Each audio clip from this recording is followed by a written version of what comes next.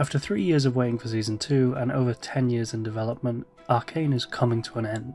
Though recently it was confirmed by the co-founder of Riot that we will be getting more series in the Arcane universe. Not only that, but it's confirmed that everything in Arcane is canon, which means that canon events could happen in an Arcane-like show. Riot's team has been working on this story for 15 years, even though there's been a couple of resets and universe wipes. But for all intents and purposes, there's a lot of stories to actually pull from. And that's why today we're going to go over 10 stories that could happen after Arcane. So for each story I'm going to give a name to that story, a region, and then some characters and description of the basic plot. Invasion. Invasion is the story of the Noxian invasion of Ionia.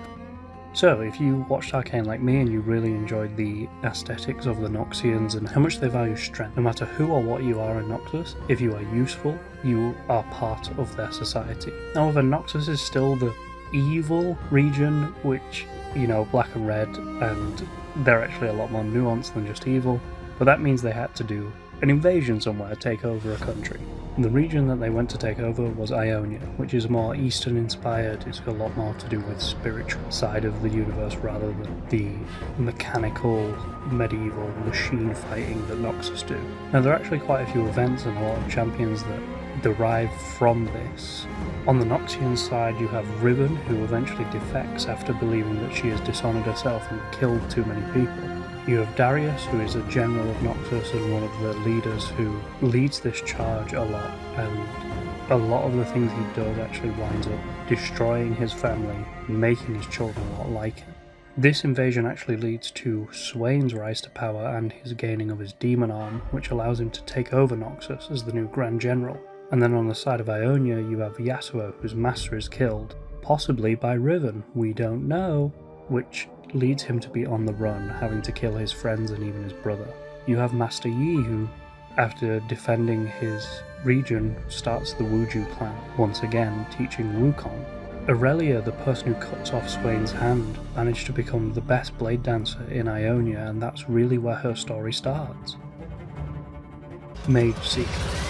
Mage Seeker is set in Demacia, the name of which is actually based on the Riot Forge game of the same name. Demacia for a long time was this good region to Noxus's bad, but when you look under the surface it's actually really bad if you're anything but a normal person. They run under a monarchy and are quite strict in their beliefs. Mages are locked up or killed, and Silas was one of those where he was taken as a child for having magical abilities. Now, this is actually an ongoing story in the universe, but Silas breaks out and is starting a major revolution to take down the current government. This could also be tied in with Lux and her comic where she goes to a Demacian town to take out Nocturne.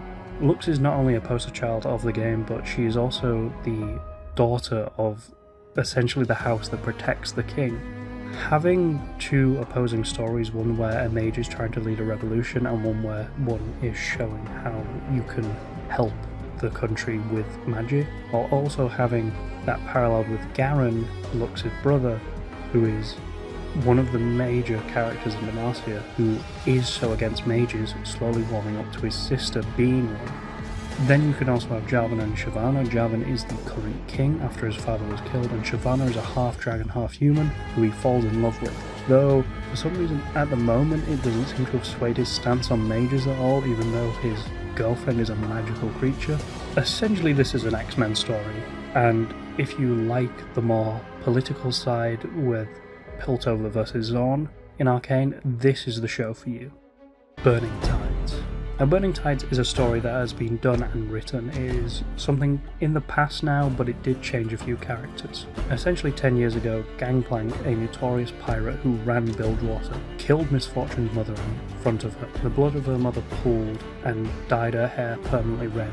Burning Tides is the story of Miss Fortune, now grown up and becoming Captain Fortune, taking on Gangplank and killing him. You get to explore this pirate nation of Bilgewater and how that works. Being this parallel to things like Noxus where they value strength, Bilgewater is not only somewhere like that where if you are the best and the strongest and the coolest pirate, you get all these benefits and you get high up position and respect, but also you have to run a political nation once you climb all the way to the top. You could also include how Pike becomes a thing, who is a man murdered, resummoned by revenge, who wants to kill his old pirate crew. And then there are the two scallywags of Graves and Twisted Fate, who are canonically gay lovers, who are also the fun bank heist and robbers, and they're basically cowboy pirates. And it's really cool if they could be involved, trying to swindle people and getting involved and wrapped up in everything. If you like Arcane for how it handles its characters and its relationships and how everything ties in, I think Burning Tides would be for you. The Virtuoso. The Virtuoso is named after Jin.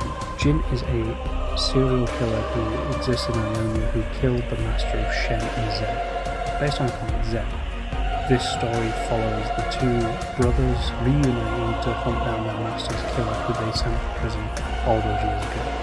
Now teaching two different schools with different ways of interacting with the spirit world, they need to come back and work together to actually capture and take down Jin one final time. Each with their own star student, Akali with Shen and Kane with Zed. This is a lot tighter story, this could be a one season thing. The comic is fantastic with beautiful art. God Warriors. Now Shurima's a weird one to adapt because it's set so far in the past, but also a lot of the characters are still around now because of an exciting incident with Siva and Cassiopeia. But essentially Shurima is ancient Egypt. It even comes with its own half animal, half people creatures like the ancient Egyptian gods called the Ascended God Warriors. The story that I think would be best to tell would probably be Azir's life. Azir was the king of Shurima, the final king. His best friend was a slave boy named Zera, who after seeing his people persecuted for so long, realised that his best friend Azir wasn't going to do anything different to the previous pharaohs and took power from himself. The issue with telling a Shuriman story is that the Azir and Zerath conflict is probably the best from a character perspective. You could take it in the time skip way of these two boys starting as young friends into young adults, into the king and his servant. But if you do that, you also miss out on Aatrox and everything to do with the Dark and how the God Warriors fall. So I think the best thing to do would be have this like Arcane, where it's a 2-season show, start with each act where the boys are boys, but at the same time you see the fall of Icarthia. Icarthia is a neighbouring region to Shurima that no longer exists because of the Void, which is a whole other thing, essentially the Zerg. For those of you who played StarCraft, Aatrox is a Darkan and he is the leader of the Darkan, or at least he's trying to be. He definitely was. They are fallen God Warriors infected by the Void and blood magic. And then in Act 2, you would have the Darkan have been sealed away, or at least the Darkan turn in Act 1 and fight in Act 2. Act 2 is also the boys being teenagers about to take the throne. It ends with Azir ascending to the throne. And then the third act is Azir becoming Azir and Zerath's plan coming off. Now, the reason I say Azir becoming Azir is because he does a ritual where he ascends into his own God Warrior, this bird-like man. Zerath taps into this and becomes this weird energy rock monster, but because everything in Shurima revolves around this Sunday, it actually causes the collapse of the region. This is a lot more of a political story with some fun demons versus gods in there. If you are partial to ancient Egyptian iconography and a lot of these desert landscapes, this would be for you. Elements.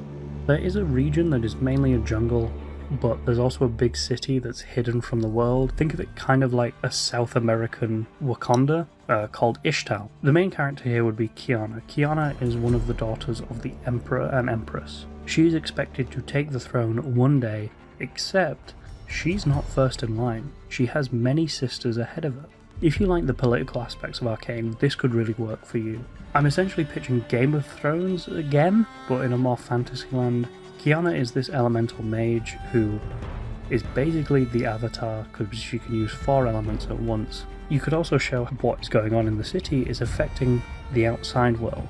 There is Malphite, who is a giant mountain-sized beast with his own ecosystem on it that could be destroyed and wake him up. Melio, a small child who lives there to show the regular human perspective. Nico and Nidalee, 2 creatures that know about shapeshifting who live in the forest who have to hide away from people because they look different.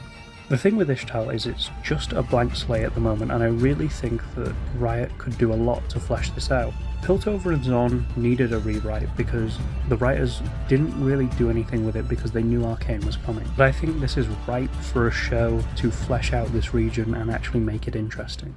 The Climb. Now this one isn't named after the Miley Cyrus song, it's more named after the League cinematic that came out for a season start. Now every season start for the last few years we've been getting a cinematic and a song, and The Climb was one of the coolest ones because it showed what happened to Pantheon. Essentially what happens on Mount Targon, which is this, just think of it as Everest, it's the tallest mountain in the world and it reaches into the heavens. If you climb to the top, you can be chosen as the avatar of a god. Pantheon is a man named Atreus who was chosen by the god of war Pantheon to be his avatar. Unfortunately, he fought Aatrox. Remember Aatrox from a couple segments ago? Yeah, he's back. He killed Pantheon, but he didn't kill Atreus. Atreus hates the gods because the gods allowed his brother to die. The gods make it so that people climb this mountain just to be killed from the climb. Gods never meddle in human affairs, and it goes well. Atreus is going to climb the mountain and kill the gods. Now there are a lot of Targonian champions, obviously Pantheon is the main one. Leona and Diana fell in love at a festival and then were immediately chosen as aspects of opposing sides of a religious war. Two lovers who could never be together. This is what Pantheon means when he says that gods meddle. Of course there's Aatrox, who you can either keep him or leave him. I don't think it really matters who kills Pantheon as long as it gives Pantheon the drive to climb. And then at the top of the mountain are the aspects on Aurelian Sol. Aurelian Sol is the god of the universe. He is a cosmic dragon who creates stars and galaxies for fun, but he's been enslaved. Much like the ancient Chinese myth of Sun Wukong, who has a golden crown that controls him, so does Aurelian Sol. He was tricked by the trickster god Zoe to wear this crown, and now he is in her possession at all times. You can either have it where Pantheon fights Aurelian Sol, an aspect of him, or he fights the gods himself with a team of Leona and Diana who will come together to finish the war and realise that the other gods are the issue. You can show other Targonian champions like Bard and Soraka, who are ancient beings who are also probably aliens, and because this is the highest point, this is where aliens come. Yeah, there's interdimensional beings like the Zerg, but also there's actual aliens who look like goat ladies and whatever Bard is. Overall, this would be a show that you can actively see the most progression on, where you know how far Atreus is up that mountain, and each episode could be him getting to a new point and meeting new people, until eventually he reaches the top at the end of episode 8, and then episode 9 he fights. Spirits. Spirits is interesting because you have a character called Udyr, and Udyr recently got a visual update, but the visual update wasn't just to realign him with the current practices and update his lore to meet the new universe. No, in fact, it moved his chronology on. Udyr is what is known as a spirit walker, where he can embody some of the old gods of the Freljord. Think of the Freljord, the North and the Norse people, and they have a lot of animal-based spirits. There's a lot of animal-based gods in this universe with the god warriors and the old gods. Udyr starts as this spirit walker who's angry at the world, and he's just this shamanistic nomad who fights for what he believes in. But eventually he realises that he needs to get his temper under control, and he goes to Ionia to learn from a monk called Lee Sin, and those two actually help defend Ionia during the Ionian invasion. With his newfound centre, he is more easily able to channel these spirits and heads back to the Freljord, where he meets up with Sejuani, who may or may not be his daughter. She is the war mother of a tribe of warriors who are slowly going up to meet Lysandra. Now, I wouldn't want this to actually end with them fighting Lysandra, more have the overarching villain be Volibear and his shamans. Now, the issue with some spirit walkers is if you channel a spirit too long or too many times, your body starts to deform and you start to become like that. Volibear, also known as the Thousand-Eyed Bear, is an eldritch version of one of these gods who can be horribly disgusting and mutate the people who choose to have his power. This is a lot more for the act of progression, with the first act being the initial Freljord and who Udyr is, the second act being him in Ionia with Lee Sin eventually defending it, and the final act being him going back to the Freljord to fight these spirit walkers. You could even have it tie in with him confirming that Sejuani is his daughter by having him start with a wife and daughter, fighting off these shamans who want to take him out for some reason, failing and then kidnapping the mother and daughter, and when he returns to the Freljord, he meets them again. You also have Olaf in this group, who is just traditional Viking, who doesn't really make sense. If he was in an Arcane-like show, we could get a model update, or at least a skin that makes him look better. Strength. Noxus values everyone and everything as long as you are useful to the cause. This is essentially what I was talking about with Invasion. It gives you a lot more context to Noxus as a region, which would be great after Arcane to show you who the bad guys are. You could humanize them a lot more. You could actually make it a political thriller, how interesting it is, and also have the backstory of Noxus. Now, Noxus actually is the second country to be there after the region was originally part of the Immortal Bastion and Mordekaiser's rule. Noxus does have these three pillars. It has the vision, might, and wisdom. Might is represented by Darius, one of the generals of the invasion of Ionia and one of the strongest fighters in the region. Swain is the vision, the man who can see everything. He has a demon hand that reveals secrets to him when he speaks to people. And then there's the Grey Lady. The Grey Lady is definitely LeBlanc, and if Riot tried to say anything else, they're just lying to us. LeBlanc / the Grey Lady are the leaders of the Black Rose, which we've been seeing a lot of in Arcane, especially in the second season. They are essentially the Illuminati of this world. They are a secret organization that has slowly been manipulating events to bring Noxus to the forefront of the world and revive Mordekaiser a second time. They also use Scion, who is a big zombie who wears the crown of Demacia as his jaw because it got sliced off by the previous king, and he is what they send into battle if they just want to crush something. This series all pivots on the fact that Noxus is this really strong military country that needs a lot more depth to it, rather than just these people who are aggressive on invasion and they want to control the other regions. There needs to be people behind that and a story that is more nuanced and character focused, much like Arcane has done. Ruination. The Ruination is this big event. It was kind of like the first major boss fight. Imagine playing an MMO and it's your first big raid. Essentially, a long time ago, there were these things called the Blessed Isles that were corrupted by a man who wanted to save his wife who never really loved him. Everyone on the Blessed Isles got turned into this undead, flaming creatures who just want to spread malice and destruction. And then the Ruination happened, where the black mist rolled through the world. Now, two things happened at the same time here. There was the Sentinels of Light, who were a bunch of characters from League that didn't really know each other nor represent anything, who got given these abilities because they were recruited by Senna and Lucian, two people who'd been fighting this fight for a long time. And then there was the Legend of the Ruined King game, where you controlled a party of Yasuo, Misfortune, Brom, Alawi, Pike, and Ari to take down the Ruined King. Whichever way the show decided to take this, whether they want to focus on this ragtag group of people who just so happened to go there because they needed to, or if it was the Sentinels of Light where they were recruited, I think a lot of work needs to be done. That needs to be a 2 to 3 season show, and given how much Arcane cost, I don't know if that's on the cards again. The Ruination is the big event in League of Legends at the moment. The only other things that will ever surpass this are Void Invasions and the Watchers coming free. I essentially think of this as the first Avengers film, where you could bring back characters from previous shows or just have these teams of people who come together from different walks of life to take on this big threat with a bunch of mobs, essentially, one big bad who isn't even the biggest bad. Major characters in this are obviously all the ones I mentioned for the Legend of the Ruined King game, all the Sentinels of Light, and then the main villains would be Viego, Callista, Hecarim, and Thresh. Now, Callista's technically not a villain. She is someone who's been betrayed by Hecarim and Viego, but she would initially be on the side of them because the Black Mist is keeping her alive until she met the Sentinels of Light, and then she would probably switch. And those are 10 stories that Riot could tell after Arcane. I have been loving Arcane. I really don't want it to end, but it has to at some point. It's a show better than its original material, which rarely ever happens. And I just want more of this universe, and I want more people to appreciate it. Though, hopefully, it's a bit quicker than 8 years that Arcane took.